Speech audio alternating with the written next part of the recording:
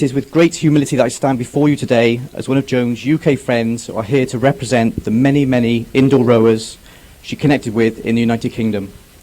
It really is a great honour to be able to share with you some special memories and anecdotes of cherished times with Joan.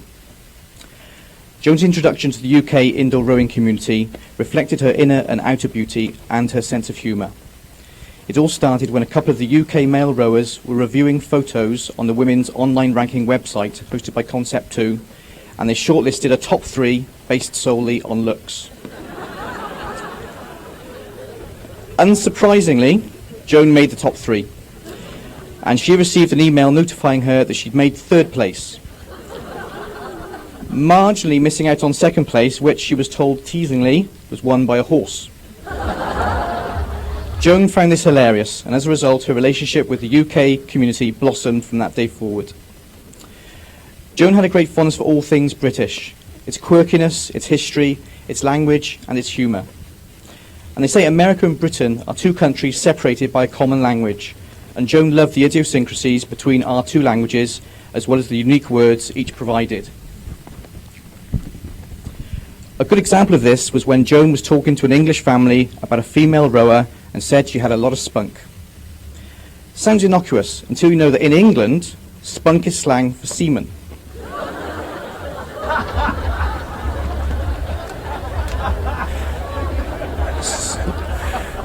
So I have a request. Please don't come up to me later and tell me it took spunk to include that in my speech. I can assure you it didn't. One of Joan's favourite British words was whilst. She loved the sound of it and felt it was a shame it wasn't used in America. When corresponding with Joan via email or Facebook, I would do my best to throw in a whilst every now and then just to please her. Whilst this wasn't always possible, I know she appreciated the effort.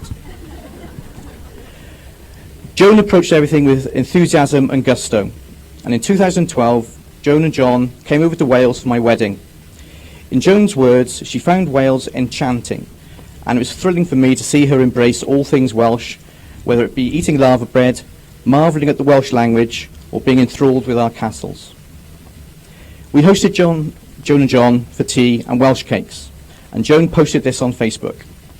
Welsh cakes with Welsh friends Emma and Niall at their Welsh home 1 week before their Welsh wedding, loving Wales.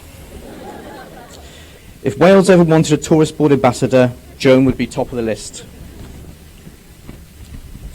While in Wales, Joan went shopping for a wedding hat in one of our department stores.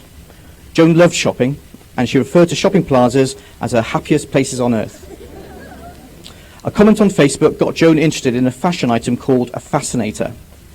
For those that don't know, the dictionary definition of a fascinator is a woman's light decorative headpiece consisting of feathers, flowers, beads, and attached to a comb or hair clip. As a new word to Joan, fascinators fascinated her, and she ended up buying one as she felt it was the appropriate thing to do in Britain, and of course she carried off the look beautifully. Whilst the fascinator is defined as a headpiece, it is poignant to know that the other dictionary definition for fascinator is a fascinating person. Clearly that headpiece was made for Joan. In 2007, Joan and her very good friend Helen Frickman came over to the UK to race in a regional indoor rowing event in Evesham. Despite the event being scheduled at the height of the British summer, as Californians they felt compelled to buy hooded raincoats. I took a photo of them wearing their coats with hoods up while the summer sun beamed down on them. The raincoats became a bit of a talking point, with one local thinking they formed part of a uniform for Californian rowers. Whilst this was amusing at the time, Joan was wiser than she knew. 1 week later, the river burst its banks following heavy rainstorms, and the boathouse got flooded. So, normal British weather service restored.